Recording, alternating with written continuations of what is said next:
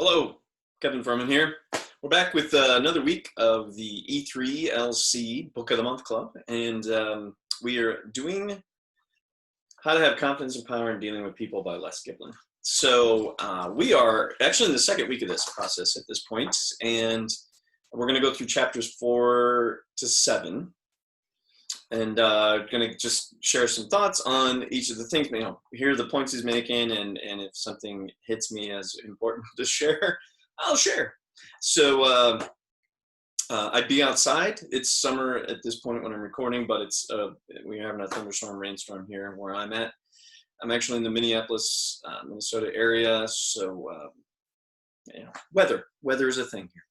So anyway, we're going to dive right in. So if you're curious about E3, why I'm using that, I'll say it another time for those that are kind of joining in here. So E3 are the 3 E's that I consider in my leadership training and my coaching endeavors. I think of things under the umbrella of 3 E's, and they are this: effective with people, efficient with things, and encouraging with myself.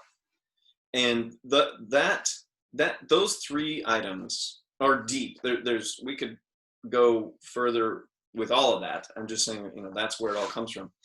And at some point I will. At some point I will dive deep and we'll go further than that. But for now, what I'm doing with the book club is kind of following those 3 things. And for the rest of 2020, which is when this is recorded, I'm doing 2 months of the effective with people and 2 months with the efficient with things, and then 2 months with encouraging with myself.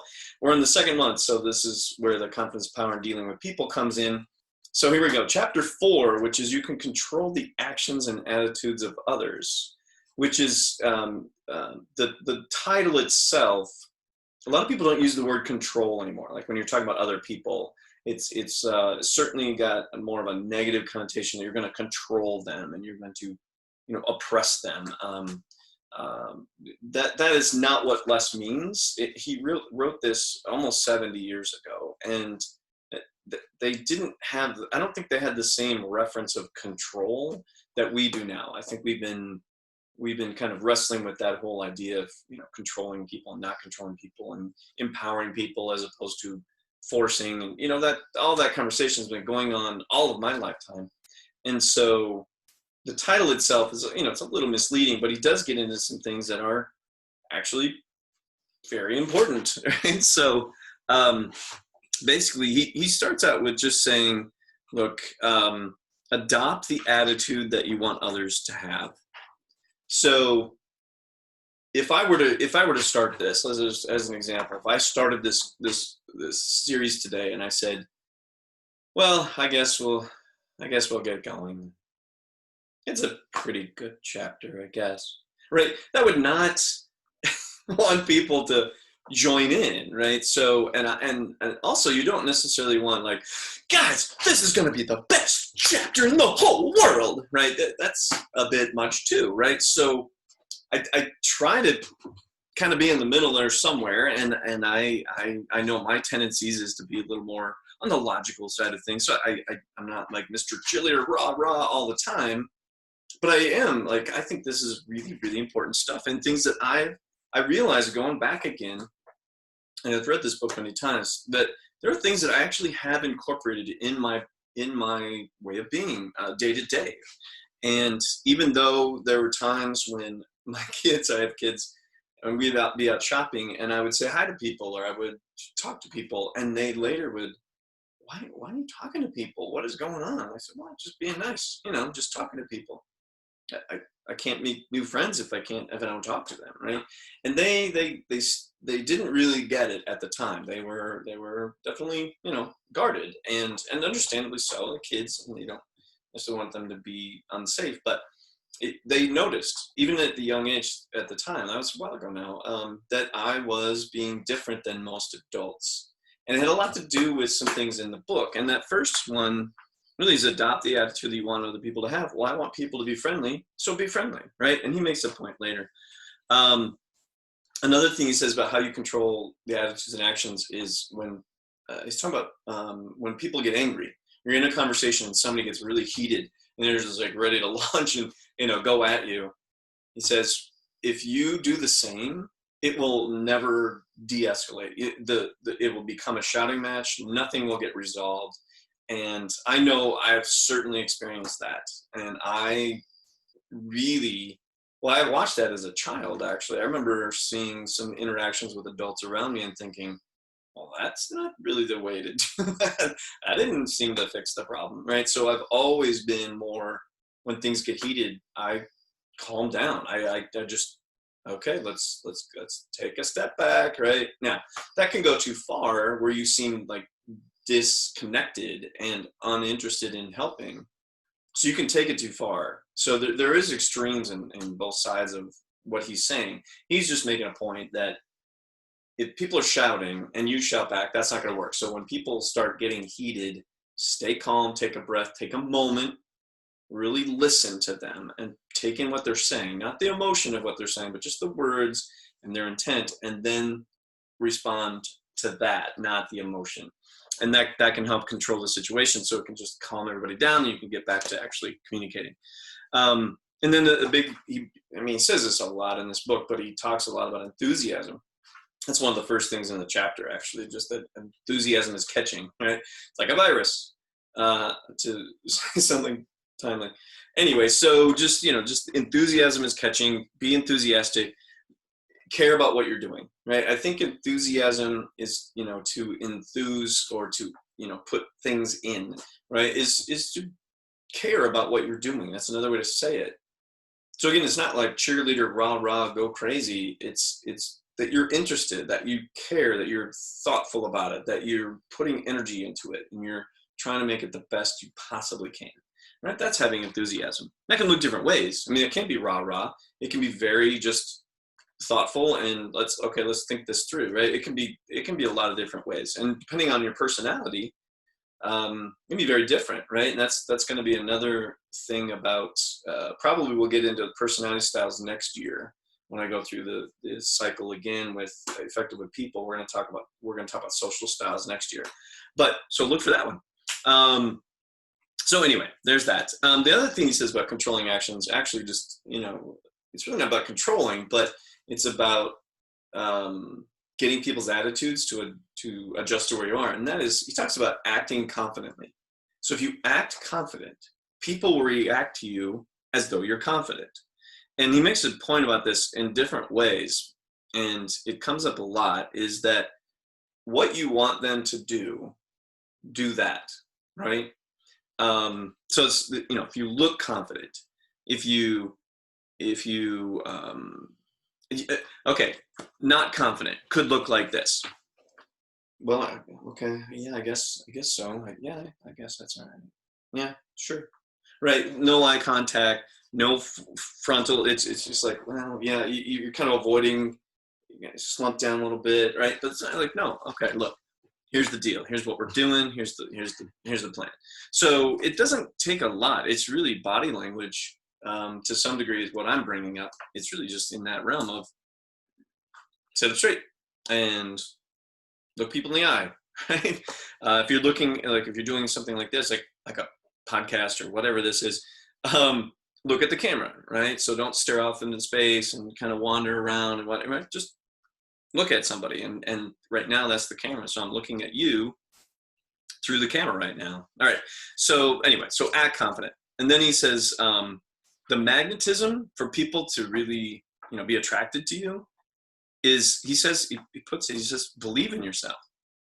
And this is where I'm going to pause for a second and just say, I don't think I really understood what that meant until 5 years ago, right? I think I'd lived most of my life not believing in myself. And I don't mean that in a very negative, like the most negative way, like, oh, I'm a horrible person, I'll never amount to it. I don't think it wasn't like that. It wasn't, a issue in that sense. It just was never, I've got my own back, so to speak, just kind of, I think internally I would look at, oh, there's another failure. And oh man, it always comes up. Like I would wrestle with that a lot, but externally I didn't say it a lot. But I don't think I really understood what it meant. In going back thinking about this, I think a lot of it was I thought that people that believed in themselves were arrogant. I had moved it into the category of arrogancy as opposed to belief, right? Belief that, okay, I'm gonna handle stuff. And I got myself to a place when I was an adult to like, I know I can handle what comes up. And I got myself there. But as far as like really just believing in who I am with my flaws and my strengths, and what I want to do with my life, I don't think that's happened. And really got to that point like 5 years ago, which is crazy. Anyway, so then, all right, so I'm going to move on here. So, so then he talks a little bit about like how your physical actions express your mental attitude, and that you actually give away cues by how you speak. Not as much as what you say, but how you speak, how you walk, how you dress, how you approach things. And he cites three main things. He talks about it is it's kind of like a subheading called "Little Things Give You Away." And he says, "Watch your walk," right? And this is where he talks about our physical actions express our mental attitude. So, if you walk kind of shuffling around, well, people are going to interpret that like you're just downtrodden and you're beaten up, so to speak. It's like you have no more energy, you're done, right? As opposed to moving a little bit quicker, right? And that's a point that actually last month's book made, is walk a little bit faster, like you're going somewhere. And I know that's a direct, that to me, like I adopted that directly from these two books of just, okay, well, let's get there then, right? And it fits my personality. I'm a little more high energy than some, but even so, it was a conscious effort to actually walk a little bit quicker, just to convey that I am confident. And it's an easy thing to do, right? Even though, like what I just said previously about I can believe myself, but I could do these actions, right? And I think a lot of people saw me as confident when I didn't necessarily feel as confident as they may have interpreted, but at least, right, they reacted to me as though I was, and things went well, right? So again, it's been a process, and fully understanding, believing myself. I think that's going to get addressed more in the third set of the encouraging with myself. We'll talk more about that then. But anyway, second thing that Les brings up is your handshake. Right now, when I record this, we're in the middle of a pandemic, and handshaking actually might go by the wayside in our culture. That might be one of the fallouts from this. I don't know. We may get back to it. I know a lot of people still want to, and then they realize they shouldn't, so they don't. But we'll see, right? We'll see. But of his time, right? Handshake. And he said, firm handshake, not milk toasty, kind of sort of the way he put it. Not weak and limp and cold and clammy, right? Just shake somebody's hand, firm grip, not a death grip, just to say, I'm confident, I'm glad to meet you, and I know you're, somebody worth knowing. And that goes a long way. Then the third thing he brings up is tone of voice, right? So that's another thing that I know I've studied, because my training is in the music field, and I've done some singing, and I've done a lot of evaluating and things like that. Anyway, so I'm aware of tone of voice. I think maybe more so than most people that haven't kind of gone down that road. Not as much as some, for sure, but I certainly am aware of it. And so I know that I pick up on cues with people with their tone of voice, and tone can mean a few different things. And I think partially you could take it like this. I'm going to take this track, right?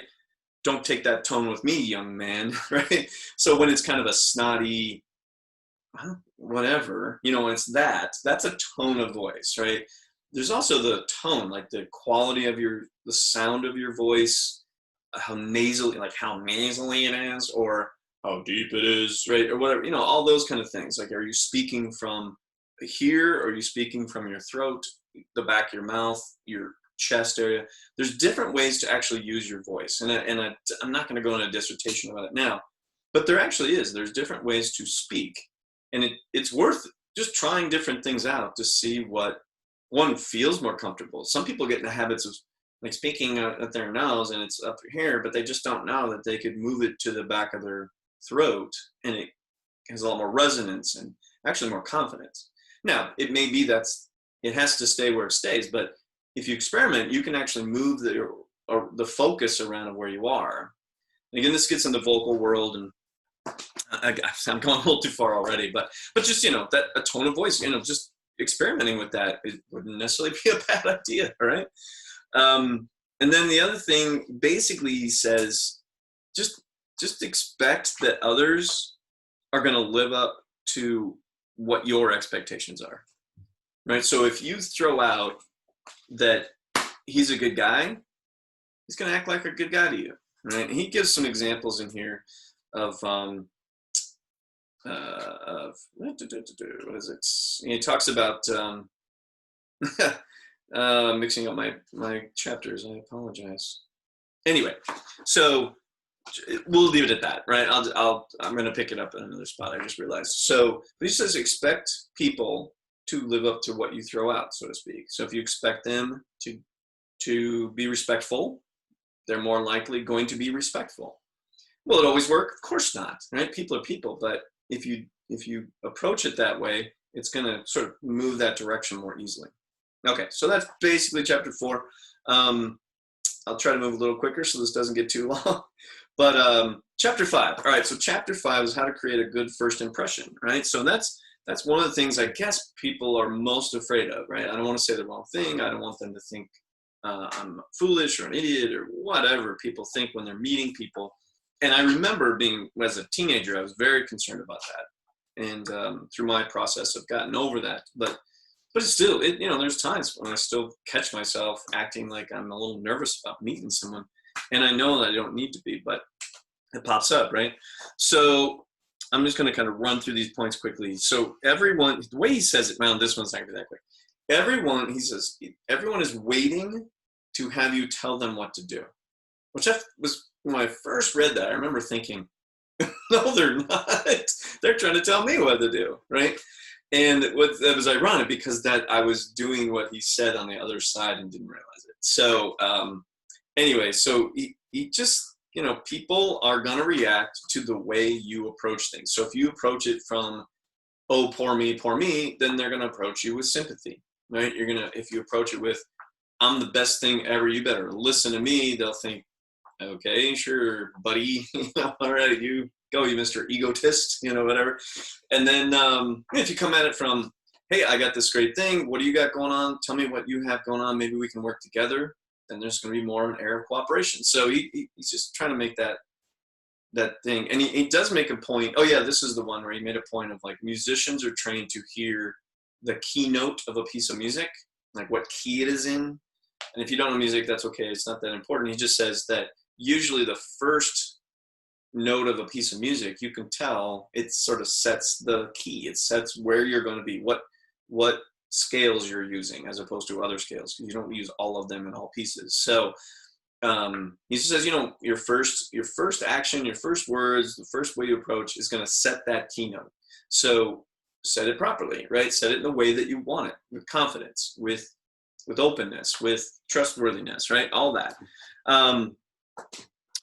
So, and that's the deal. So then like, well, yeah, but I'm not sure. Okay, great. So then he makes this point, which I think is a really good point, kind of flies by in the book. Know what you want. When you're going to go meet people, what do you want? Do you just want to meet them? Do you want to make a new friend? Are you looking for business contacts? Are you just being open to what happens, right? But just know what you're going for. And it may just be a general, I'm just open to meeting new people. Okay, great, then meet new people, right? So that, no pressure, right? There's nothing weird about that. Just know that that's what you want. You don't have to come out like, okay, well, this person is this way, so I should probably want to, dude, don't overthink it, right? But just know you want to know what you want out of working with other people. And that may mean very casual, it may mean very business, mix sure the two, whatever. But try to get clear what that is for yourself. So that's something you're going to have to figure out, but that's a very good point, right? If you don't know what you want as a question in your mind, then there's doubt that can creep in. Then that starts to come through with your first impression, and then people are just less likely to engage because they think you don't know what you want, so why should they care? That's his main point, actually. So basically, and it goes along with this last thing he said in this part, is just that others accept you at your own appraisal. So if you think lowly of yourself, that's where they're going to accept you. That's where they're going to treat you. And I think for me, like the belief in myself, I think that even though I've done great things, it really has stopped me with other people. Like I just haven't been able to engage and get people enrolled as much as I thought because of that. I think that's a big key, and that's something I'm just realizing again and again, that wow, that it really is me. It's not them at all. Okay, next little section talks about how to get a yes from people, and so okay, so he just makes points, right? So he says, don't knock the competition. So if you're trying to get somebody to agree with you, don't just badmouth somebody who doesn't agree with, or isn't you, right? Just don't badmouth the competition, because all that does is make them wonder, like, well, basically, it's kind of like gossiping, right? And it just makes them feel like, well, what are they going to say about me when we're not, when I'm not around them? So it's just best to just, they do what they do, I do what I do. And then as far as getting a yes, like if you're going to do a sale or you're trying to get to change their mind on something, try to get them to agree on smaller items first, just little things that we can both agree on, like this makes sense to you, right? Yeah, it does. Great. Okay, that makes it. Yeah. So things like that, you can throw those into the conversation. So when you're getting to the point where you're trying to change your mind or get a sale or whatever, that big yes has been already kind of, the wheels have been greased to kind of get to the big yes, because you've had other yeses that gets them in that optimistic mood. Doesn't always work, obviously, but I've heard that point many times in sales books, or read it. Sorry, not heard it. So then the other thing you got to remember is, he said, is people buy from positive, optimistic people. And if somebody's really pessimistic and down, they're not going to make as many sales. People don't want to be around, negative Ned, right? So it's more fun to be around positive Polly. And then basically the other thing is about this whole thing of getting a yes, just assume that they're going to say yes, right? Assume they're going to do what you want them to do. Just assume it, right? And be surprised when they don't, right? And this is another point for me personally that I continually need to work on, but it is a thing. He's right. He is right. Okay, there's chapter 5. Now we get to part 3, and we're in chapter 6. So how to use 3 big secrets for attracting people. So again, I'm going to go quickly here. 1, we all hunger to be accepted as who we are, right? Not how people want us to be, or how we just want people, that's why we like our friends. They accept us for who we are, not for what we could be someday or what we should be or whatever, right? We are who we are, and our friends like us anyway. That's comforting. That's why they stay friends, right? Second one, people hunger for approval, right? So it's different than acceptance. Approval is, acceptance is, you're fine the way you are. Approval is, man, I really like that about you, right? And when you're gonna, like that, like I really like that, whatever that, I really like that you're a happy-go-lucky person or whatever it is. He says, later on in that little section, he talks about, like, when you're gonna compliment people, and you should, and that's part of approval, right? You compliment them. He says, don't compliment on the obvious things. If somebody's an Olympic swimmer, complimenting them on being a great swimmer is nice, but it's obvious, right? They know that they're a good swimmer.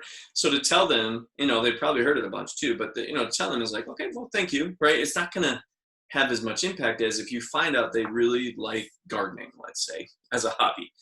You just say, man, I wish I was as good as gardener as you. Now that they're going to take as like, oh, wow, okay, cool, right? They're going to take that in. It's going to mean more to them because it's not so glaringly obvious to the world that they're good at it. And then the third thing is everyone hungers for appreciation, right? And he makes a difference. He makes a distinction between approval and appreciation, right? So the way he does it is, approval is just, I like that about you. And appreciation, he means it like to appreciate something, to give it value, right? So you treat other people more valuable, right? So they are more valuable to you. That's what appreciating them means. So they're important, right? You stay in contact, you compliment them, you really, thank them very much for their contribution to what's going on, or that they've been really helpful, or just thanks, you're very important to me, right? Basically, the basic thing is you're important to me. It's not that I like it about you, but you're important to me. And that's the 3 things. So it's really, those things are cool. So acceptance, approval, and appreciation, those 3 A's, right, are big. All right, last chapter. I'm going to try to go fast here. I'm trying to keep this not too long as each session, so people don't have to be around forever, so to speak.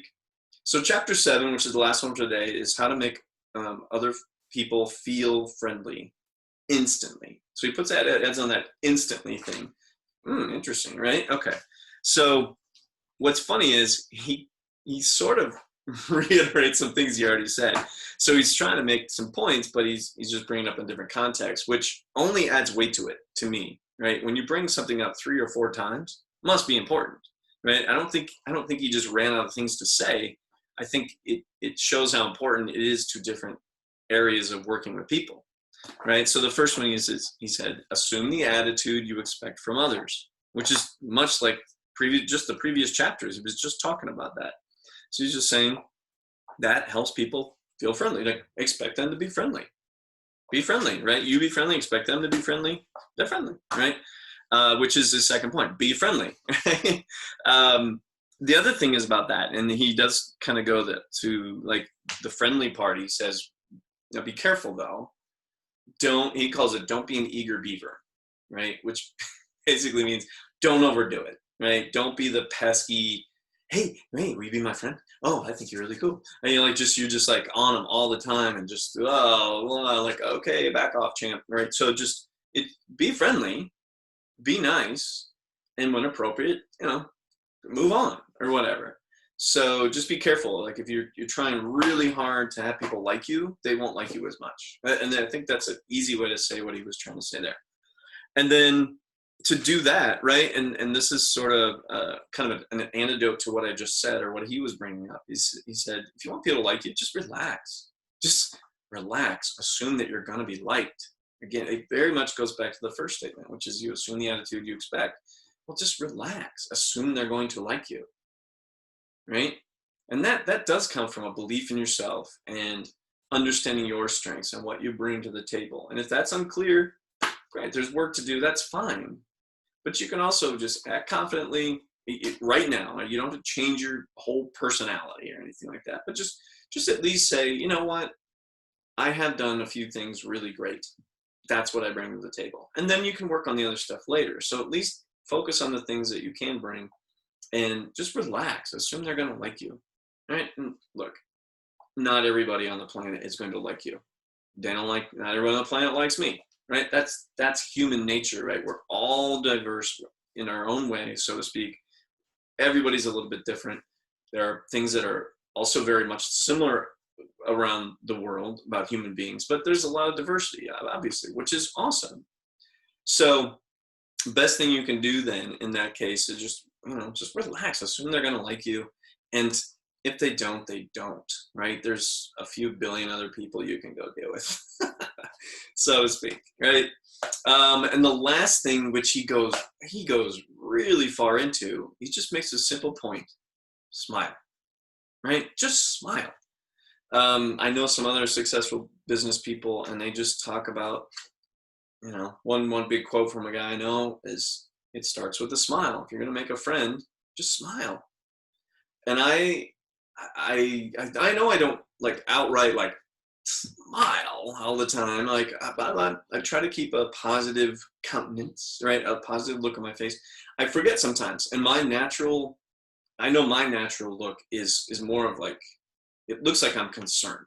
So let me give you the example. So if I'm not paying attention to my face and I'm concentrating, so I'm going to concentrate on something. So I'm going to concentrate.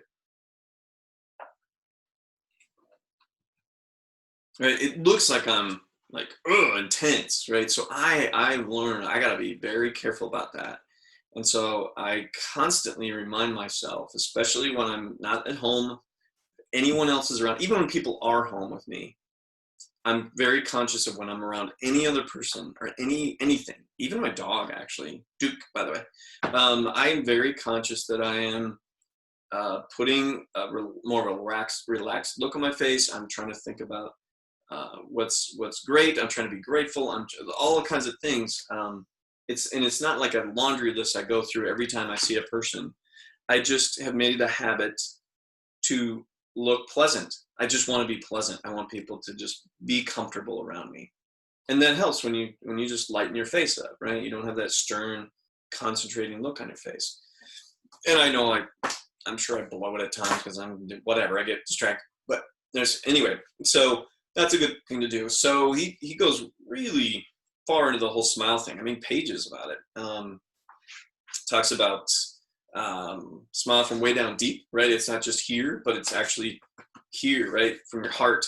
Smile from your heart, right? Like, just be happy. Right? It says let go and smile, how to use mirror magic, which he talks about how to practice it, right? Stand in front of a mirror or record yourself like this and watch it and see how you look. Then he talks about how you develop a genuine smile, test the power of the smile, use your $1 million asset. So smiling just helps people be at ease and wants them to be around you. So it's kind of like magic, right? You want to convince someone of something or ask them to do something for you, ask a favor, right? So smiling. And he talks about that. He says when you want to give a compliment to somebody, smile. It just it multiplies the effect, right? Or if you're going to ask a favor of someone, smile when you're asking. Just, hey, could I borrow that thing? Oh, man, I'm really grateful that you've been willing to help me before. I could use a hand with that again. Would you mind helping me? It's not like, I hope you will. I guess, maybe. Well, that's not going to want people to do it, right? So anyway, so it goes really, really far into smiling. So that's a good point to leave on, actually, is just remember to smile, and that will go a long way. Because when you're smiling, that conveys you're happy, right? And that you're not feeling about the weight of the world on you, and you're going to be more open to other people, and so they're going to be more willing to be friends or help you or whatever you need, right? Or whatever's going on, or just meet you. So remember to smile, right? And also keep thinking about how what you put forth is what people are going to react to. So think confidently, believe in yourself, because how you view yourself is how other people are going to view themselves. And I think really good chapters on just real basics, right? Real basics on how to work with people. So way to go, Les. I agree with a lot of the sentiment of what's going on in here, if not all of it. So try them on. Try out some ideas. Maybe think about writing down when you notice what you do well and what you need to work on. Try that for a week and just try that on and see how that impacts things. So until next week, we're going to go, we're going to hit chapters 8 on, right? So 8, a few more chapters. I think we're going to do 8 through 10, 11, 12. I think there's 13 total.